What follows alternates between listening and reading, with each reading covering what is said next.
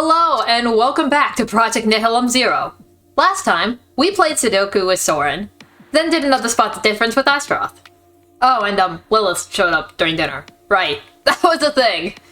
I'm sorry, I really like Soren a lot. He's probably my favorite at this point. Oh right, we might have died in our sleep or something? That's a thing! Okay, so that was a thing. I didn't think it could get creepier as it went along, but then it just hit that bombshell. So, yeah. Yeah. Anyways. Torn from your sleep by the strange vision, you open your eyes in horror. Gasping for air, you can still feel the sensation of water in and around you. Your mind races as you fight for breath. With trembling, numb hands, you pull the thin blanket off your body. You see Soren sleeping peacefully in his bed. Help. You need help. And air. With your mouth wide open, you try to call out for Soren, but instead of screaming, you start to vomit. The sour, acrid smell of your stomach content makes you dizzy as you blurrily see yourself vomiting onto your bed and the floor. You can't call out for help. Desperate, you turn your head and look, deathly pale and trembling, at the camera monitoring your cell. Help! Then you slump down and fall off the bed.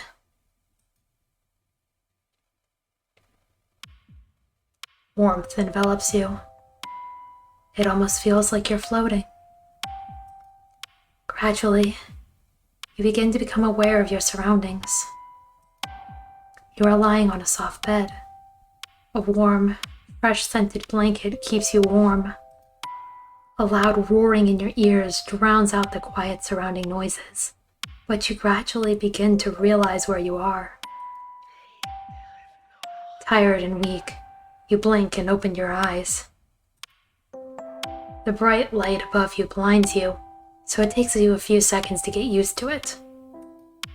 As you look down at yourself, you discover cables attached to your arms with sticky pads.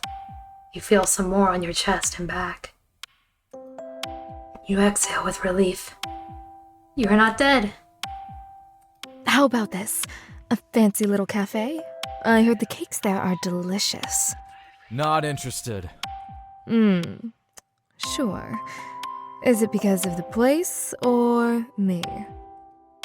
A sarcastic laugh from Sullivan echoes through the otherwise quiet room. Isn't it obvious? Do you really think I wouldn't know about your little trick? I know how you influence people. I know how you influenced me. And yet I see you smile when we run into each other. You wouldn't be so happy to see me if you didn't like me. A loud clang echoes through the room as Sullivan bangs the table in anger. Don't act so stupid! I know you used your ability on me and manipulated me into liking you!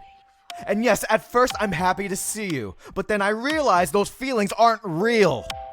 Hey, okay. I think there's been a misunderstanding. Don't touch me! That's how your ability works, huh? Silence falls.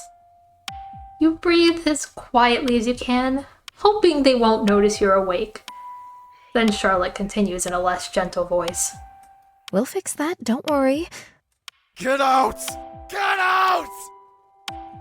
Something made of metal gets thrown against the wall next to Charlotte. You have no business being here! Ruffling his hair, Sullivan comes into your field of vision. He gives Charlotte a spiteful look again. Then he looks over at you. Hi, am I interrupting something? You close your eyes quickly, but he seems to have noticed that you're awake. Sorry. Did the noise wake you? I don't think it was the noise that woke me, but I'm surely definitely awake now. Blinking, you open your eyes and nod tentatively. With quick, short steps, Charlotte hurries over to you. Sorry, I dropped something. Hence the noise. How are you? I know for a fact that she's lying, but I'm not going to say anything about it. In the meantime, Sullivan scurries around you to check your vital signs. Charlotte is standing at your bedside, looking down at you with concern. You realize that they assume you didn't notice the fight between them. Can we keep it that way? Because I really don't want to get into whatever this is. I just woke up. I feel a bit tired. Oh dear. But don't worry. You'll soon feel better. Sullivan, taking the cables off you, hisses suspiciously and gives Charlotte a hateful look. Like you helped with anything. You didn't do much more than hook up the devices either. Then they fall silent again. Sullivan makes some notes about your condition while Charlotte is still standing by your bed, smiling kindly. Your eyes meet hers. The longer she looks at you, the stranger her smile seems to you. Especially since you've learned something important about her from the argument between the two of them. The door opens with a swoosh. Hello! I love that I immediately just reacted with, I have a grin now on my face. It's like, what happened between, the first episode where I was like, why are you, pinching me to, hey, I'm actually happy to see you? What happened? Astaroth stares at you with a shocked expression. Are you alright? No! I very much am not. Are you scared? Are you worried about me? Somewhat surprised, Asta begins to stutter and wave his hands. No. If something happened to you, I'd get in trouble. How would you get in trouble for me vomiting on my bed and then passing out on the floor? In the dead of night. Speaking of trouble... She clears her throat and crosses her arms in front of her chest. All of a sudden, she looks more stern than usual. Perhaps it was your fault, after all. Did you give out the right medication? Hey, it tasted the exact same as the last one, okay? I'm pretty sure it was probably the exact same medication, okay? Okay. Yes, I did. In the correct dosage? Of course, I checked extra and... Are you sure? She stares intensely into Asta's eyes. He is more than just uncomfortable with the eye contact, so he immediately looks away. Sullivan growls contemptuously. Leave him alone. He knows what he's doing. I have the right to ask questions. You have no rights in this room at all! You visibly flinch at Sullivan's sudden volume. The eyes of the three turn to you. You really need to rest, don't you? You haven't recovered yet. I don't know. Silently, you nod. Do you want me to stay with you in case something happens? This is my office space, remember? After this near-death experience, I'm still the best choice for care. I'm sure there will be some need to talk.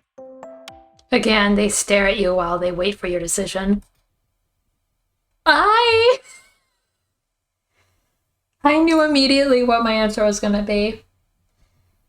Considering how I've been going so far is hey, I do things more based on who I either trust or at least don't distrust the most. So, yeah. Asta, could you stay with me? The three of them make exchange glances with each other, but your decision is made. Whatever you say.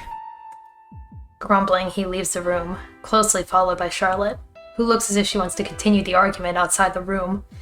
Yeah, please! You can continue it out there. I don't want to get involved. You sigh and close your eyes for a moment, exhausted. Asta also yawns heartily. What time is it? In the middle of the night. You were lucky. The warden saw you on the cameras when he was talking to Sullivan. The two of them brought you in and took care of you. I was informed about your condition, but I couldn't get here earlier because the boss wouldn't let me go. That sounds annoying. A small smile cheats its way onto Asta's lips. Quite. Humans are like that, unfortunately. He sighs and looks down at his hands. He yawns again. You're tired. You should go to sleep. You almost died. If you really died, I'd be in real trouble. I've never had been assigned to take care of someone before. I'm afraid of what will happen if I fail. Oh. Oh, my heart. You raise an eyebrow in irritation, your head still buzzing quietly.